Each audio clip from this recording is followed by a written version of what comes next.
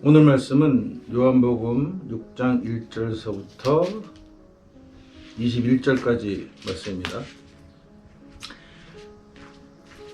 이게 또 오병이어의 기적, 그 다음에 무리를 거는 기적, 뭐 이런 얘기들이 있는 거예요.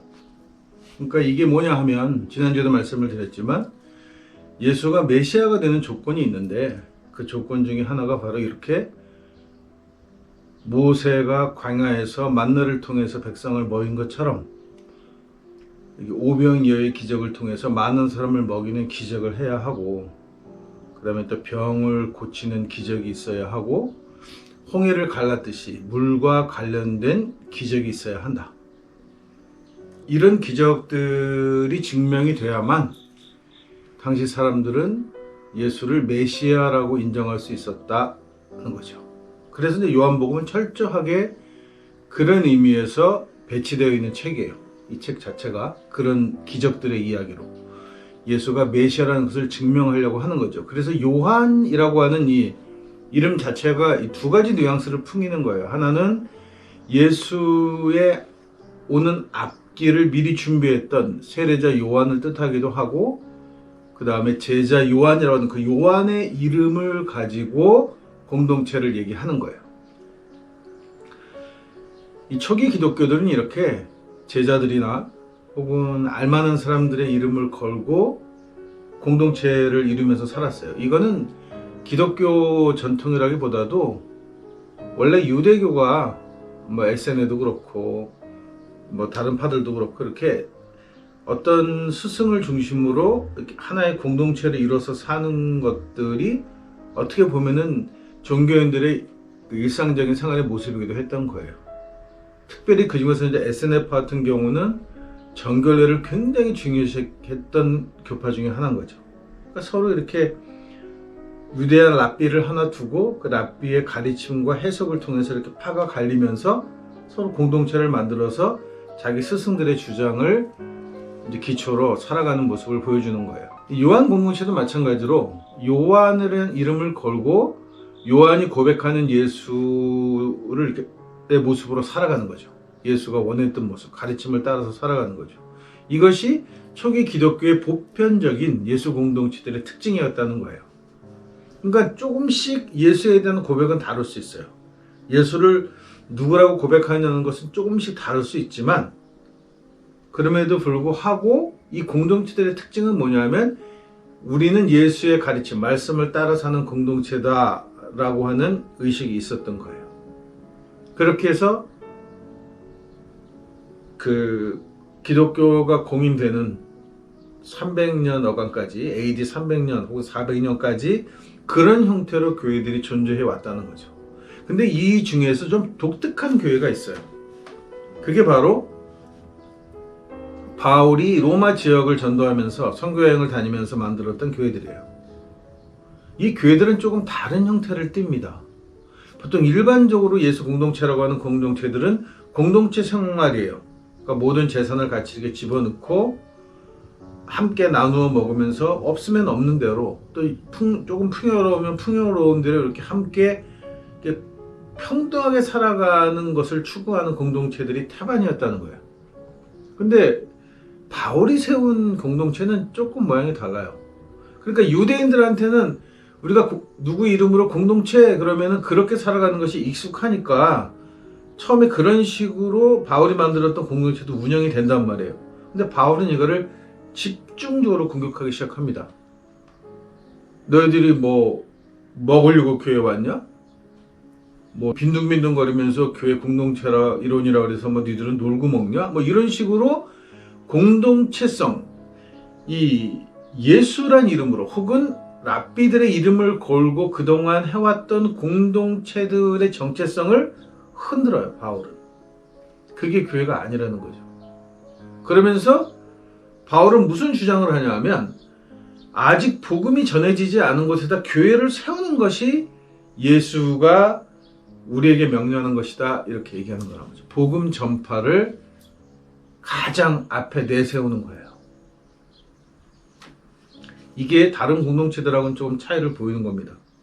일반적으로 바울의 교회를 제외한 다른 공동체들은 그 지역에서 사는 이웃들과 더불어서 우리가 얼마나 평등하게 살아갈 수 있느냐를 고민했다면, 바울의 교회는 그게 아니고 어떻게 하면 새로운 지역에 교회를 세우고 교인 수를 늘려나가고 이런 데 관심을 엄청 갖고 있었던 교회라는 거예요. 이게 로마가 가지고 있는 탐욕하고 딱 물려 있는 거죠. 야훼가 탐욕이 많은 신이에요. 그리고 중동체도 굉장히 후발주자로 시작한 국가이기 때문에 남의 것을 빼앗지 않으면 내 것이 없는 거죠. 그러니까 뺏는 것을 당연시하고 그것을 잘 뺏는 것을 축복받는 거고 신의 능력이라고 생각했단 말이에요. 그런 종교의 유대교 자체가, 태생 자체가 건전하지 않아요. 남의 것을 빼앗는 것을 목표로 한단 말이에요. 알렉산더가 인도 지역까지 하는 광대한 헬레니즘 문화를 형성하면서 그 맥을 받은 로마 역시도 아주 탐욕적이고 아주 폭력적이고 뭔가를 빼앗는데 굉장히 걸씬 들린 문화란 말이에요. 이 문화 자체가. 근데 주로 바울이 전도하던 교회들은, 바울이 세운 교회들은 로마 지역에 있던 유대인들이에요. 그러니까 이 사람들은 어려서부터 로마 교육을 받은 거죠. 바울이 자기가 로마 시민인 걸 오지게 자랑했던 거랑 똑같은 거예요. 이게 우리 일제시대 때 나는 일본 시민권을 갖고 있어, 이거 자랑하는 거랑 똑같은 이 멍청한 소리를, 그런 소리들을 주로 주장하는 것들이 바울 교회 주 멤버들이란 말이에요. 그러니까 얘네들 머릿속에는 완전히 로마식 교육이 박혀있는 애들이에요. 그 로마식 교육과 야훼의 탐욕이 만났으니까 아주 이거는 그 성장에 걸씬 들린 집단이라는 거죠.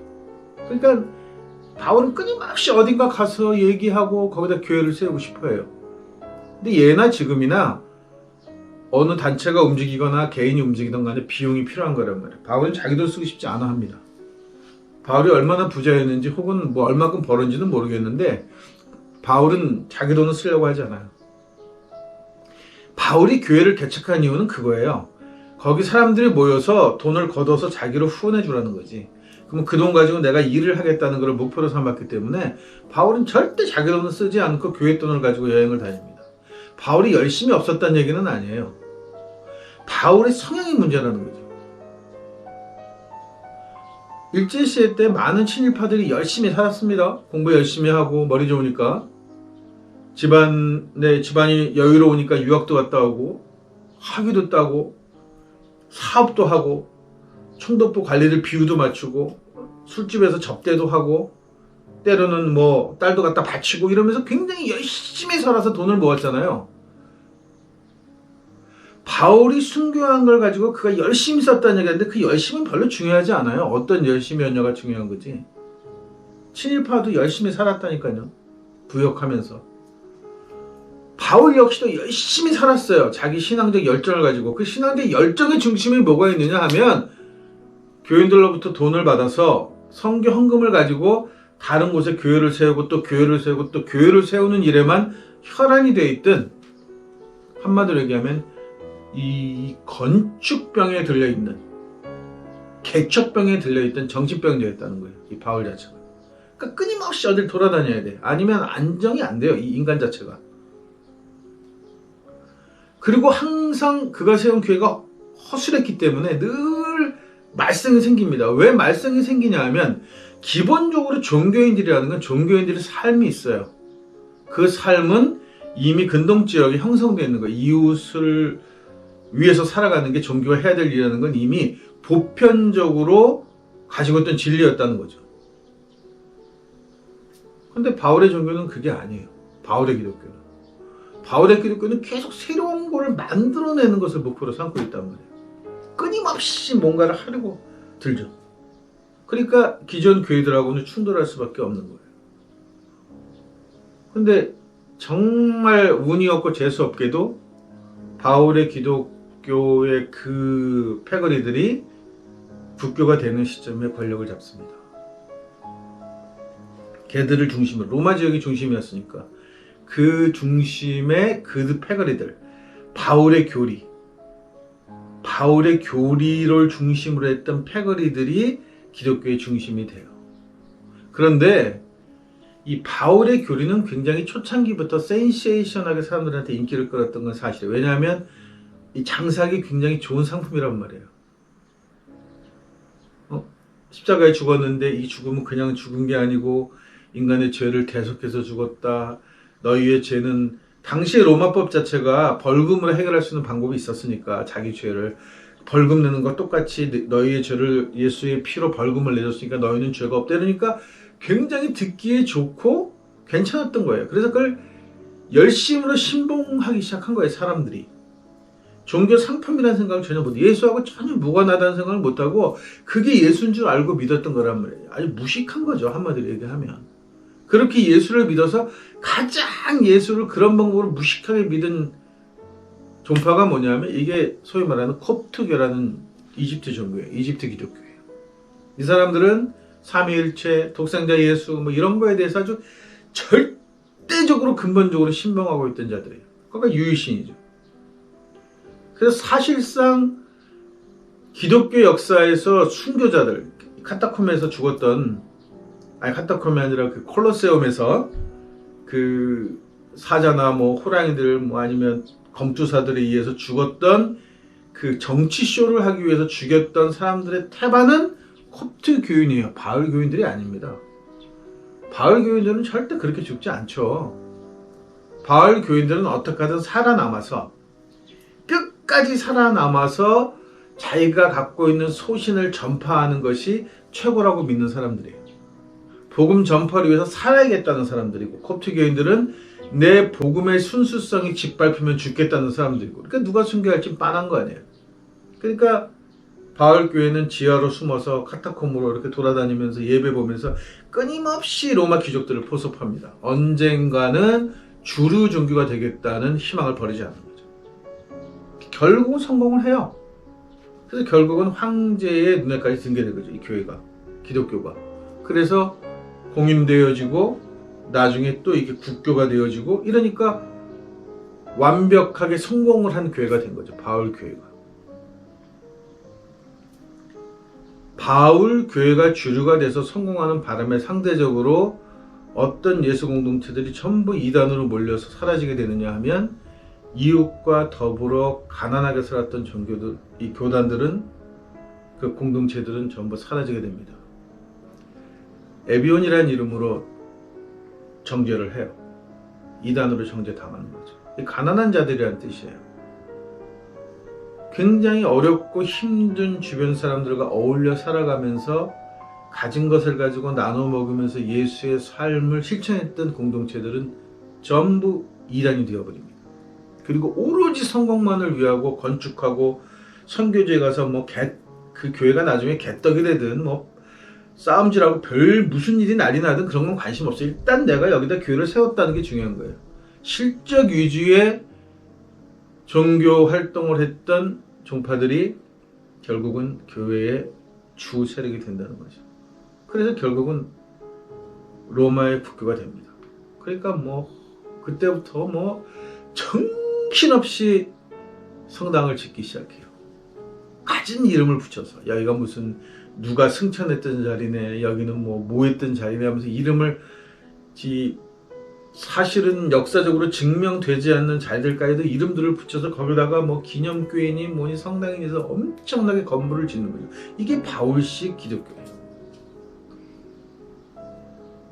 지금도 기독교가, 한국 기독교가 뭐를 또 지려고 하죠. 저도 근자에 알았는데 천안이던데 무슨 기독교 기념관인가 뭔가를 짓겠다고, 조감도 보니까 예수가 이렇게 서 있는 어마어마한 시설을 짓겠다고 하는데 이런 짓을 하는 거예요. 교회가 그 돈으로 교인들이나 혹은 주변의 이웃들의 삶을 어떻게 하면 그들과 더불어 살아가면서 이 고생들을 조금 덜어줄 수 있을까, 이 고통들을 함께 할 수 있을까 고민하는 게 아니라 어떻게 하면 우리 종교가, 우리 교회가 더 크게 보이고 더 잘나 보이고 세력 있어 보이고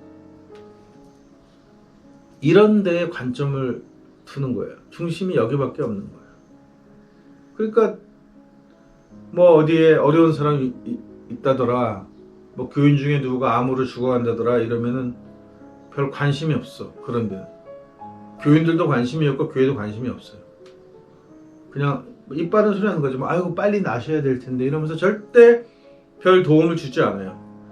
그런데 이 교회가 우리가 일요일날 주차가 너무 힘들어서 주차장이 필요할 것 같으니까 주차장 헌금합시다 그러면 그 주위에 몇십억씩 거치는 거예요. 헌금을 내는 거란 말이죠.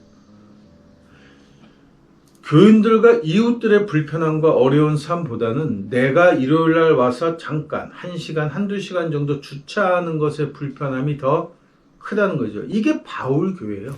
이게 바울 교리고.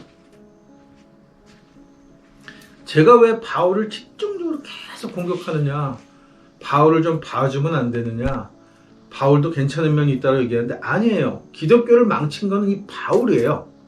무수한 공동체들이 많았는데 예수를 따라가는 공동체들이 많고 대다수의 공동체가 갖고 있던 공동의 선이 있었단 말이에요.